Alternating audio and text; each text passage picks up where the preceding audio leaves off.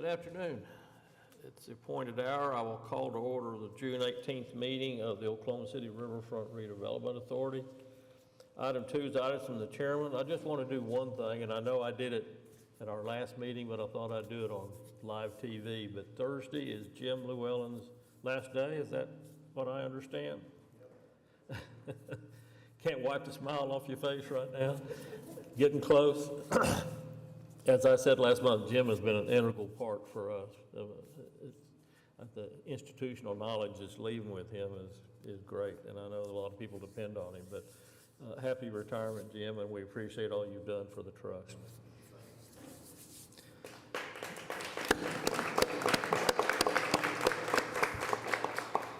Item 3 is the minutes from the May 21st meeting. Do we have any changes or corrections? Motion. Cast your vote.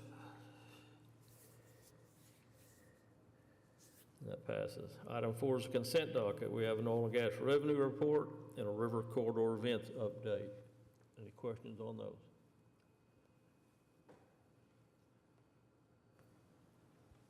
Cast your vote.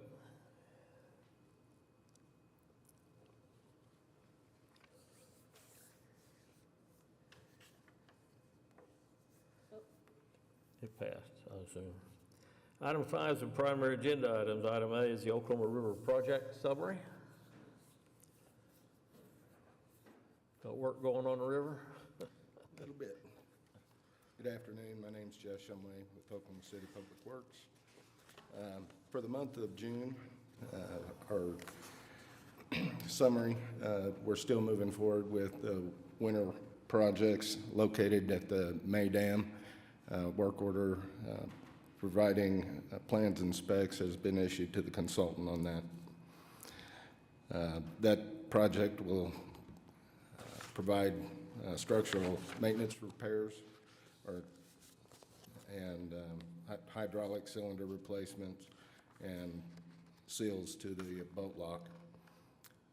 Oklahoma has also received necessary permitting from the Army Corps of Engineers authorizing the Maps 4 pedestrian bridge and the First Americans Museum riverboat landing to proceed.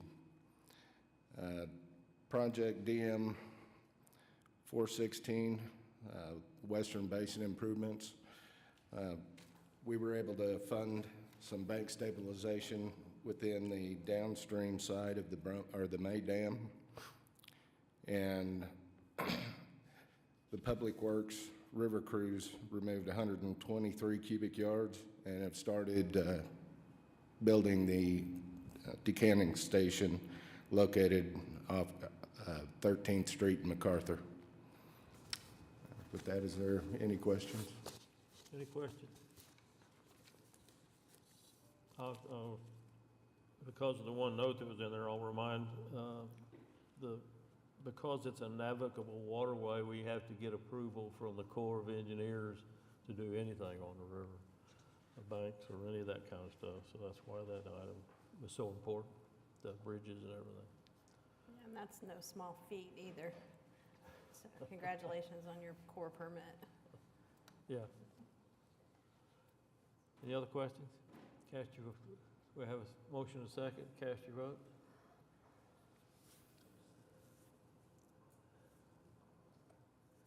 I'm not sure where it is.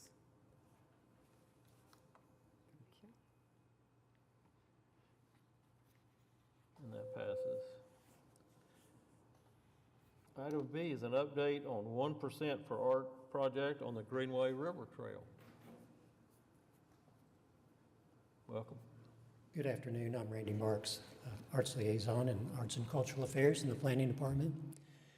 Next slide, please, David. The work Communion by Don Narcomi was the work that was selected as the 1% for Art project for the Greenway Trail. So the illustration that you see, there'll be 3 variations on this particular theme that Don will install along the trail. The work is composed of native woods that are especially resistant to rot. They can exist outside, exposed to the elements for 100 years or more, but they'll also be protected by various clear coatings. Don's a member of the Seminole Nation. He's a sculptor primarily who's known for his work in wood, stone, and other materials. Next slide, please. So the location that you see indicated by the yellow triangle is the new location. The other location was further to the west on the trail. As we went into permitting, we discovered that there were conflicts with a sewer line that we didn't know existed in that location. In the current location, we're in permitting right now. This is a complicated site all along the trail because of all of the different elements, the different owners. You would think that on 7 miles of trail, you could just pick out a site and that'd be good. We wanted a site in discussions with Melinda McMillan Miller and others in Parks Department. We knew that we wanted a site that would be very visible, not something that was hidden away somewhere, and something that would be attractive. This site immediately across from the mound at FAM is high visibility, and as you can see, it's just about a quarter mile to the west of the new pedestrian bridge. So these are some of the wood elements that Don was preparing to create the sculptures. What you're seeing primarily there is native bodark wood and then also native cedar. As I said before, highly rot resistant and can last for a long time exposed to the weather. And the next image, please. So these are the actual works in progress, and I just saw them last week. And I can tell you that the photograph does not do them justice. They're absolutely gorgeous works that are going to enhance the trail. Again, will be viewable from across the river, and we think that this is going to help draw people across the bridge and walk the trails. And I believe that's the last slide. So I will be happy to answer any questions. Are there any plans to light this at night, now or in the future? There are no current plans for lighting, and there's no electrical outlets or no power right in that area where this is going to go. That would be highly visible at night if you had it lit from the other side over there on the mound and everything else. We don't. It's a shame. We don't have the funds available at this time to contemplate that. Anything is possible in the future. Okay. And yes, and I agree, it's a good idea. Maybe we could get some solar lighting or something in there. I keep throwing things out here, and Melissa keeps hiding her face. She's not going to go down that path. Okay. Any questions? Thank you. Appreciate that. Thank you. Need a motion on this?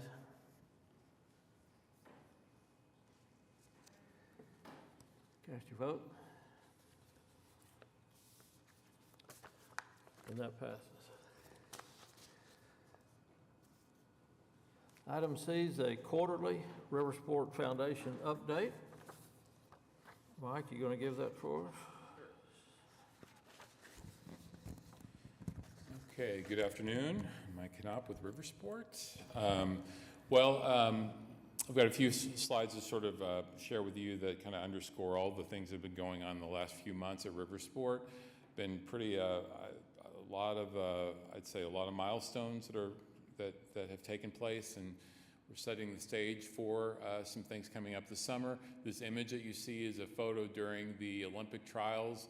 If you all recall, that weekend was the same weekend as the Memorial Marathon and the Thunder with the playoffs and the Arts Festival, and it was a lot going on and a lot of weather going on, which was one of our big challenges. We were satisfied.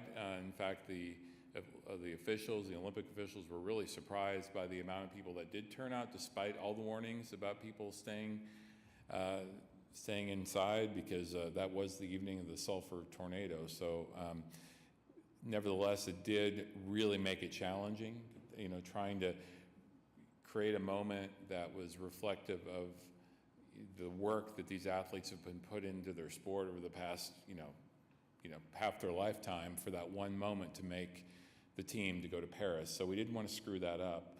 And so we wanted to make it special. I think it turned out extraordinarily well. A lot of really great feedback. A little bit more on that in a minute, but let's go to the next slide. That picture on the left is again from Kayak Cross. That we were the first ever Olympic trials to feature this new sport, which is Kayak Cross, which you will see at the Paris Olympics. All of this was airing live on Peacock. Unfortunately, because of the weather delays or challenges, we missed a little bit of a window for the kayak cross. The way that event is now contemplated, and you will see at the Paris Olympics, it's very exciting, very made for TV, and we had pyrotechnics and all these things that were going to enhance the event, but we couldn't use them, so unfortunately. But nevertheless, we did qualify an Olympic team. So on the right, we have the comparative income statement. Just to report, earned income for this quarter was a little up, that's reflected within total revenue. That has to do with some timing of some of our sponsorships, our contributed support, some sponsorships I received for the bike park, and total expenses pretty flat, a little bit down. We did. It was a little different this year from previous years that we really didn't open adventures in the Whitewater until the Olympic trials. So it was not open during spring break. Historically, we've had challenges. Weather has been very, it's actually cost us more to open in those earlier months.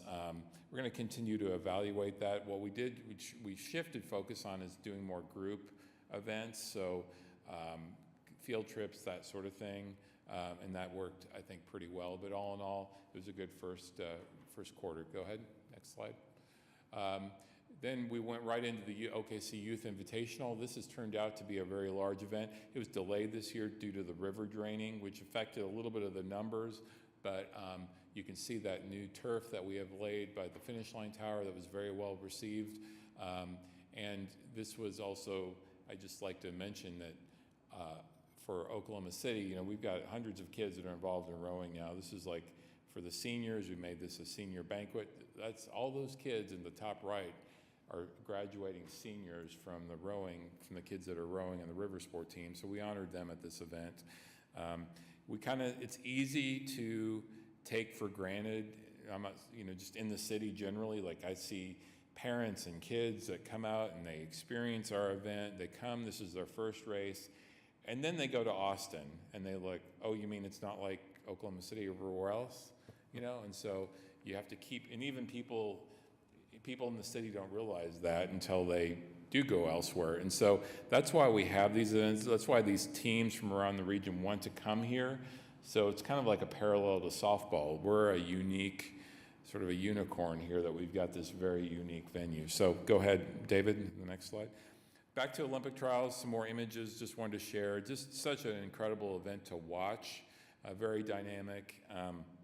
You can see the kayak roll zone that's there. Athletes have to actually roll at a certain point. That's part of kayak cross. Had a lot of Olympic branding. Go ahead and go to the next slide. And then we qualified the team. And in canoe kayak, there are 6 medals in the whitewater disciplines up for grabs at the Olympic Games. So it's kind of a big deal.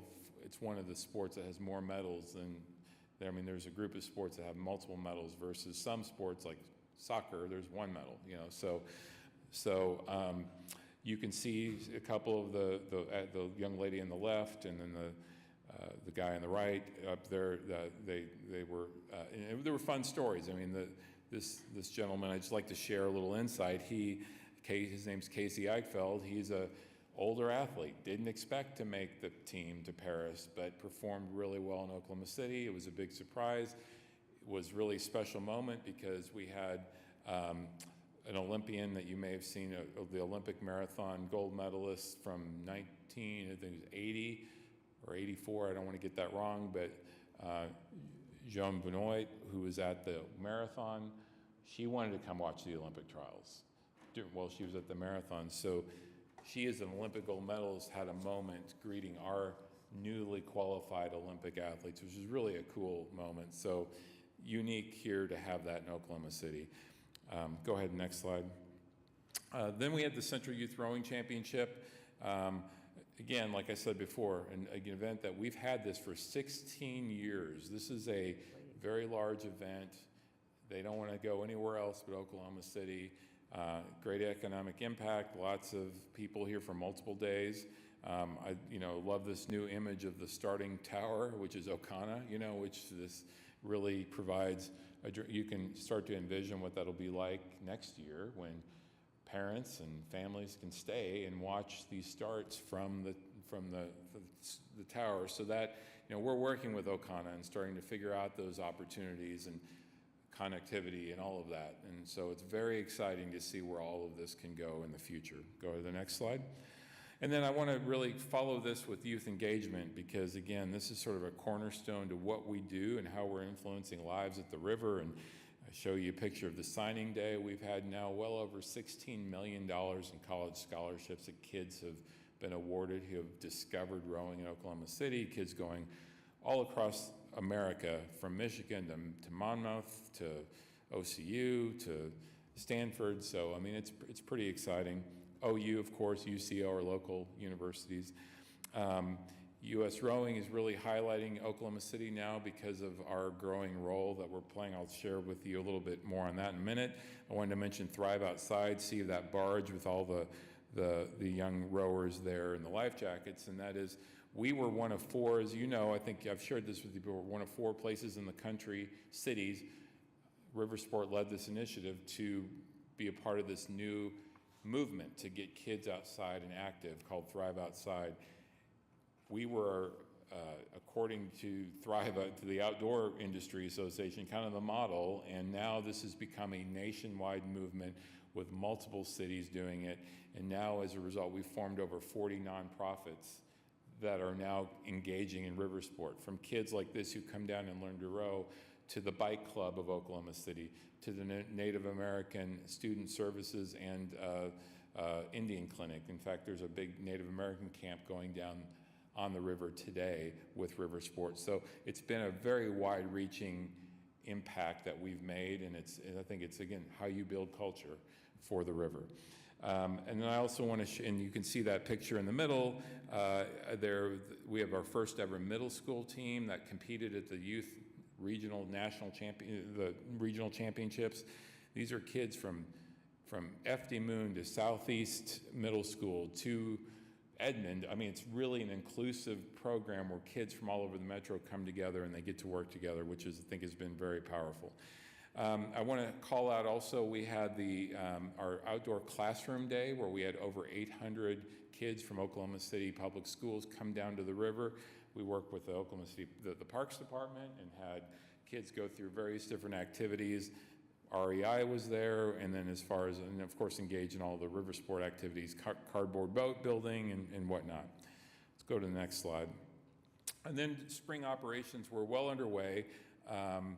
We kicked things off really over Memorial Day. We had the Bluegrass and Barbecue and Brews event, which was great. Had a lot of people out for that, with live music and just having trying to really build a lot of vibrant activity around river sport. We are happy that we have 5 working pumps now, so if you come down, you can go rafting on both channels and for part of the day.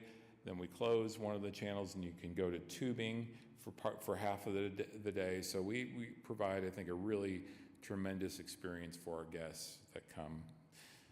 And I'd also mention the bike park is well underway too. It's looking really great. We're actually now partnering with the Thunder. There will be some elements Thunder-esque that'll be in the bike park, and we anticipate that opening in early October fully. A lot of anticipation and excitement surrounding that. David, go to the next slide. In the upcoming events, lots of things going on with Stars and Stripes River Festival this weekend. We have a lot of people coming in from out of town. Dragon Boat Festival is a part of that. It's always a fun event. We will have fireworks and usually have a really great crowd and be a busy weekend. Then really want to pay attention to the RowFest National Championship. This is happening for 9 days in mid-July, the largest rowing event for U.S. rowing. I wish I could share with you the interview that I had with the executive director of U.S. Rowing. They had me on a stage at the Youth National Championship in Sarasota last week, talking about RowFest to the 5,000 people in the audience, and then I was also streaming. And the question was asked, why Oklahoma City? This is a new event combining 2 national championships into one. And their response was, because no one does it like Oklahoma City. We want the world of rowing to see Oklahoma City because of this very unique convergence of all of our, obviously world-class rowing venue with the boathouses, with downtown, with our attractions, and make this like a rowing experience that you come and spend multiple days racing, but also having fun and building community. And so lots of excitement, people coming in from coast to coast. We've got some great partners that are helping with that. And I think it's kind of ironic when you look at this cover of Rowing News that was 2008 that made some waves in the rowing world, and to see now we're at 2024 and truly not only is everything in that image built in some way, it's gone well beyond that image. And when that was put out there, people thought that was crazy. And so now people are going to come and experience it firsthand, which is, I think, going to be very exciting, a lot of economic impact. And one thing that I do want to underscore to everyone here is that this is not just a rowing event for rowers. This is going to be a public event for the community to engage in. There'll be free learn to row sessions for everyone who wants to come down. In fact, we're kicking off the Row Fest with a river showing of The Boys in the Boat that was out over Christmas. George Clooney directed that movie. We have a big Jumbotron that Loves is providing for us, and stars from the movie will be here during that showing of the movie. So we're going to recreate a scene in the movie. So something to really be a part of. And then you can see all the other events from the River Bowl, which is coming up later. Well, there's an item on the agenda for that, the 3rd annual. So much excitement surrounding that, and the way it's engaged the Northeast community is really exciting. The Flow Rider event, we have a jet ski event, we have a swift water event, rescue event, and then the 20th anniversary of the Head of the Oklahoma, really big deal 20 years ago. That's what I attribute to really kicking off a lot of the momentum at the river, is coming up with this big event that we did 20 years ago. And by the way, just as a side note, I want to mention, at that event, some of you were there, you recall, we broke ground in the Chesapeake Boathouse. And one of the people there who broke ground with me was Brian Volpenheim, the winningest Olympic rower in the history of the sport, just coming off an Olympic medal at the Athens Olympics. Well, 20 years later, just to underscore where we've come in the sport, Brian was named the new OCU rowing head coach on Monday. So he is now here in the city. His wife coaches at OU, so very exciting.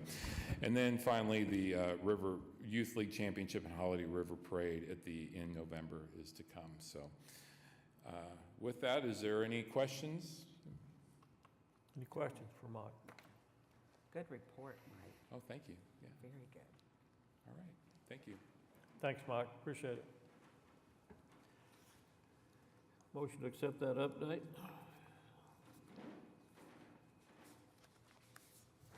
Cast your vote. And that passes. Item D is amendment number 9 to the lease and operation agreement among the City of Oklahoma City, the Oklahoma City Riverfront Redevelopment Authority, and the River Sport Foundation for operation and management of the Whitewater facility.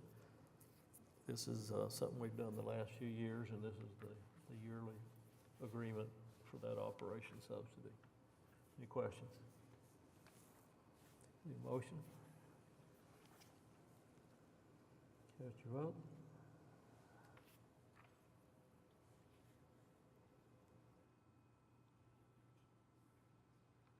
And that passes. Item E is a resolution ratifying another one of my signatures, another letter of support for the Oklahoma Department of Transportation submission of a grant for the connection across I-35. It's one of 4 or 5 I've done now, it seems like. Any questions? Need a motion?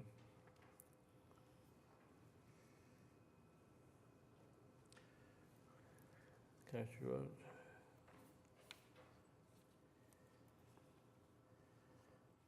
That passes. Item F is a revocable permit with the River Sport Foundation for the River Bowl on August 3rd. That's what Mike mentioned earlier. Any questions on it? Motion? Cast your vote. passes. Item 6 is the claims docket. Any questions on the claims docket?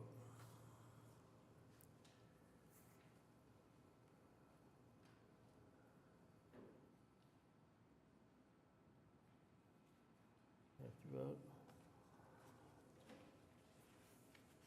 That passes. Item 7 is comments by staff. You have the written report from Linda. Hello, Melinda McMillan Miller, Parks and Recreation Director.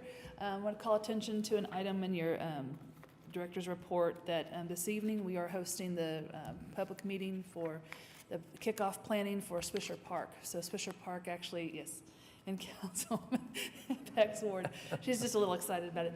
Long-awaited event. This is actually a very large park. It's about 100, almost 120 acres that borders the West River, the whole river corridor through North Canyon River, but we will be connecting the West River Trail across the North Canyon River into Swisher Park with a bridge. So it's kind of that, it's almost becomes our kickoff or lead location that will be able to really develop further for the future trails down to Mustang and outward from there to really be able to finally connect the southwest side of Oklahoma City into the overall multi-use trail system, but then also to give them a really great park amenity. Finally, right? Finally. So that meeting is tonight. It's at 6 o'clock at Mustang Middle School. If any of you are curious and want to come hang out with us for a little while tonight, we'd love to have you there. Entertain any questions if you have them. Any other questions? Thank you. Thank you. Motion to accept that report. Thank you, vote.